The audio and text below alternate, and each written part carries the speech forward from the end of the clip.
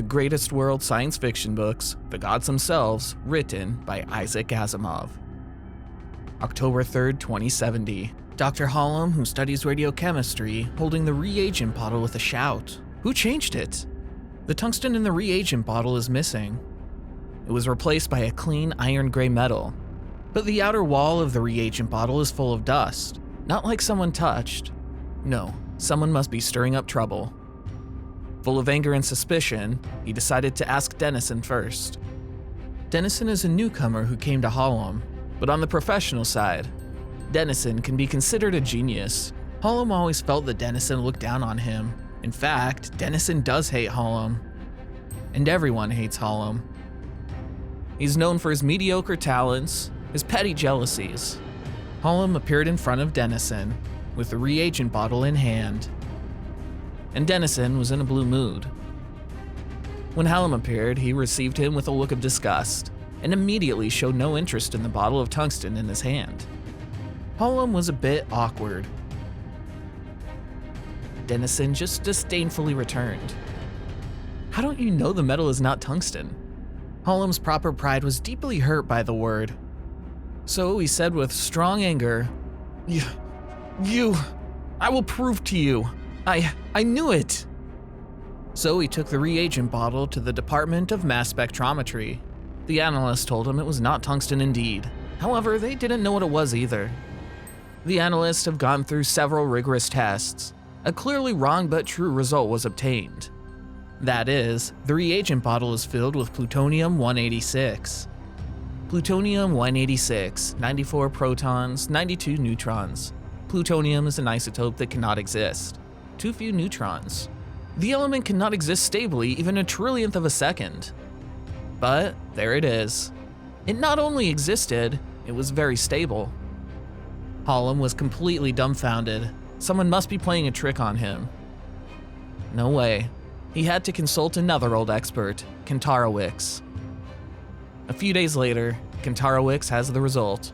The element is radiating positrons outward moment by moment, and the radioactivity is getting higher and higher. Hallam and Kantarowicz immediately went into a state of excitement. In the next 2 months, under the leadership of Kantarowicz, they are interested in this new element, performing a full range of tests. In case of explosion, they grind it into powder and separate storage. Also, it will take graphite to hinder the radioactivity.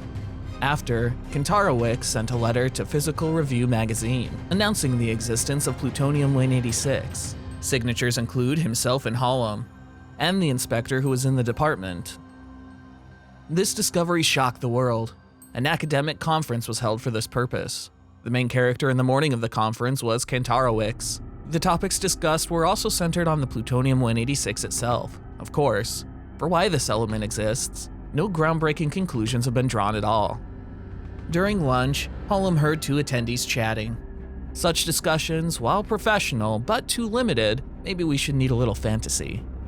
For example, the talker is unintentional, but the listener is intentional. Hallam's brain was completely opened by a little fantasy, and it is this fantasy that makes Hallam become the star of the afternoon session. He describes his thoughts. If we recognize the natural laws of our universe, then the plutonium-186 would not even exist. After ruling out all other possibilities, there is only one result. That is, this element comes from another universe. The matter was stable at the beginning of our universe, but slowly the laws of our universe are working against it, so it's no longer stable, shows increasing radioactivity. And at the same time, we found that the tungsten used for the test had also disappeared. We venture a guess. It is displaced to another universe. Same as we have here. Our tungsten won't be stable there either.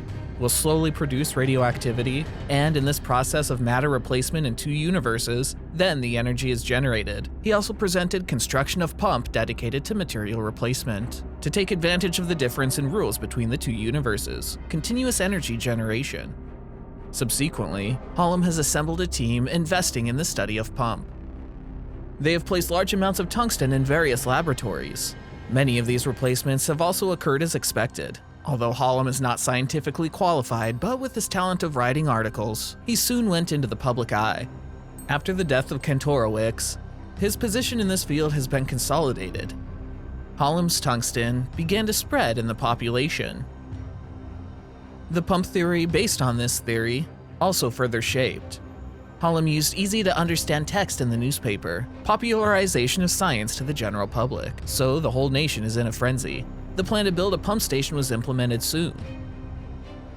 Finally, mankind's long search for energy, with the birth of a perpetual motion machine to complete the picture. From then on, energy is no longer an issue. People's living standards have improved like never before.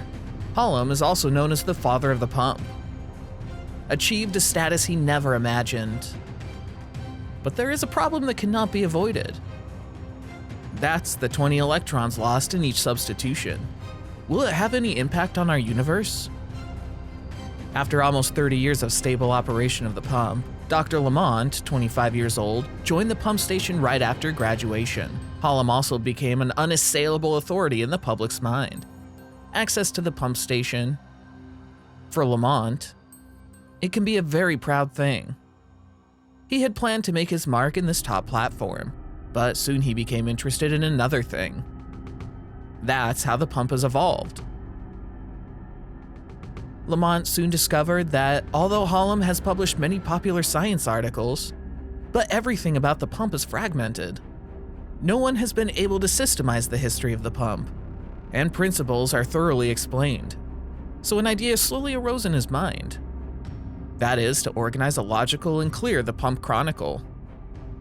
So he started to consult official information, read all of Hallam's articles, even interviewed all the relevant researchers, including Denison, who is hailed as a genius in his day, also been forced to change careers. During these searches, there was a question that was forming in Lamont's mind. That is, why does the official information seem to be intentionally deleted? Or how about avoiding some questions? Why Denison also keep their mouths shut? Is there something fishy in the pump?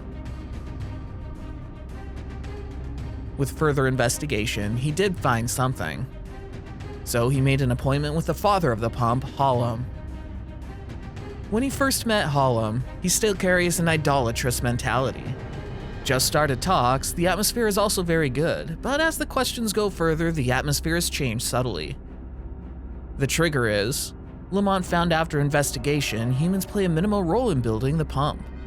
He feels the reason why the pump can be opened, thanks entirely to the Paramen. It was the other side that invented the pump. Humans only play a supporting role. Hallam immediately realized that His Majesty was being challenged. So he took out all of the anger directly on Lamont. And even less likely to have a rational discussion with Lamont anymore. He shouted to Lamont, "You'd better think about your future between Paramen as gods. And don't even think about publishing such things in the Pump Chronicle." Lamont gradually realized that, for Hallam, anyone who threatens his position and fame must be eradicated. For example, the genius Denison was forced to change careers. Hallam is just a glorified god by the public. The reason why no one can clearly explain of the pump? It's because even Hallam himself can't say. After this meeting, Lamont's career may be in jeopardy. This reinforced his search for the truth. He thought of the special symbols that often appear in the pump. This must be the message that the Paramen want to convey to humans. So he approached Bronowski, an archaeologist and linguist known for translating ancient writings in the Etruscan language, for help. 1 year passed. Their research had little success, only the realization of theories like metal replacement, which have long been realized, and the ability to send some simple messages through the pump. Since offending Hallam, he was ostracized at the pump station. One day, in a conversation with a colleague, he suddenly thought of a truth. Since the pump is the welfare of human beings, then there is no need to focus on Hallam. Just find the drawback of the pump. There are already a number of people who have long questioned the pump on continuously emitting electrons into the universe. If all electrons are emitted, wouldn't the human race be doomed?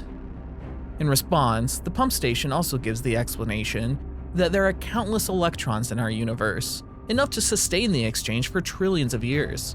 In such a time span, whether the universe exists is still a question. There would be no need to worry about the future of humanity. Lamont also has to admit that this is true. But then a published science article by Hallam, "Both sides of the road are downhill," caught his attention. The article is to the effect that water can be used to flow downward, analogy to the way we've been getting energy for a long time. But how can the water that flows down return to a high place? Nature has done man a favor. To get the real clean, inexhaustible energy, only find a road that is downhill in both directions. The path in our own universe is impossible to exist, but if two universes with different natural laws cooperate with each other, we may find the way to solve the problem. The pump takes advantage of this theory to find the way. After reading the article, Lamont has a deep thought about this issue. Is there really a road that goes downhill in both directions? He thought of the second law of thermodynamics. Head cannot be transferred from a cryogenic object, transferred to hot objects without causing other changes. What is this other change? Two objects with different temperatures, although the temperature difference can be used to do work, but the essence is actually the temperature balance. Then, at what is the balance of the two universes? That's right, that is the strength of the nuclear force. Lamont realizes that the real scary thing is not at all how many electrons are lost, rather it is the strength of the nuclear force of two universes slowly moving closer together towards a point of balance. The result is that the nuclear force in our universe becomes stronger. Nuclear fusion comes with more ferocity. The sun is getting hotter and hotter. Explosion at the end. Weakening of the nuclear forces in the parallel universe. If they had the sun too, it will get colder and colder, finally extinguished. Lamont immediately went to see Hallam, not only to do the duty of reminding, but also to avoid criticism later. Sure enough, just as he expected, instead of taking his warning, Hallam flew into a rage. He asked Lamont to resign and get out of the pump station. After returning to Lamont's own lab, Gronkowski told Lamont, among the fragments of recently messaged from parallel universes, a string of human words, FEER, appears. What does this mean exactly? Two people meditated for a long time. Isn't this a misspelling of fear? Then, the message paramen want to send to humans is fear. Lamont decided to take this word to the senator, seeking official support to resolve the crisis. A few days later, he met the senator Bratt as he wished. Lamont introduced the theory to him that the nuclear forces of two universes are balancing each other. Then two questions were addressed. First question, the diffusion of the natural laws of the parallel universe in our own universe. Is it really evenly averaged? Apparently not. It starts with the substance it is replaced, diffusion into the surrounding universe. The problem is the speed of this diffusion. If the speed at which the natural laws of the parallel universe enter our universe equal its diffusion rate in our universe, then no problem. But what if it is greater than ours? Second question, that is, will the crisis really explode after trillions of years? Obviously not. For example, the nearest sun to us, as long as the internal nuclear force even slightly increases, the internal fusion rate will significantly accelerate. There is no need to wait for the day when the equilibrium point is reached. The sun will explode prematurely. Lamont said, to avoid disaster, there is no other way. The pump must be stopped immediately. But to prove that the nuclear force is increasing, we must use a proton accelerator at the lunar base. And it needs continuous monitoring for several years, and this requires Hallam's consent to do so. Bart said, neither of these things can be done. There are two reasons. Firstly, all people want to achieve sustainable human development, thinking that such idealism should be embraced and loved. But in fact, the only one thing that the public is looking forward to is to live a comfortable life on their own. The second reason, before you come, Hallam has already reminded me that you are a radical. Let me leave you alone, but I still heard you say so much, because I hate Hallam too. If you want to prove that you are not talking nonsense, it is best to come up with some strong evidence. Lamont left dejected. He went back to others for help, but they were all rejected. The reason is similar. He returned to the lab disheartened. Bronowski clearly saw his frustration. Lamont told Bronowski, he was so frustrated by reality. He seems to have some enlightenment. Everything did before seems to be wrong. The position of Hallam is simply unassailable. In this case, to stop the pump, it can only rely on paramen. But will paramen stop? It so happened that Bronowski told Lamont a new message sent by paramen today. To be precise, it should be a dialogue. Bronowski first gave a hit to paramen with two words, channel, bad. The paramen really gave a feedback. Yes, channel, bad, bad, bad. The answer couldn't be more obvious. Could there be more direct evidence than this? Since Paramen knew that the pump is bad, it will definitely stop by Paramen. The two rekindle hope. Bronowski started sending messages like crazy. Unfortunately, things did not go as smoothly as expected. A few weeks passed.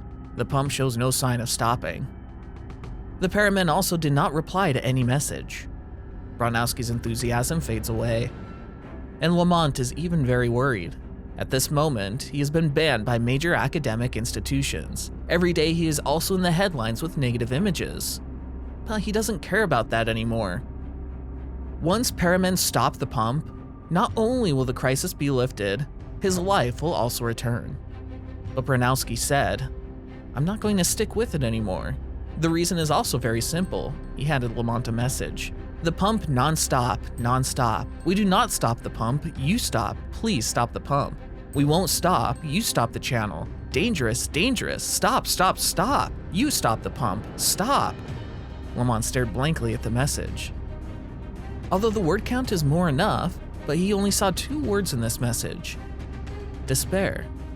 Even if they have the ability to convince the public this message is not a forgery, people also only say that on the parallel universe side, there is just a fool like him.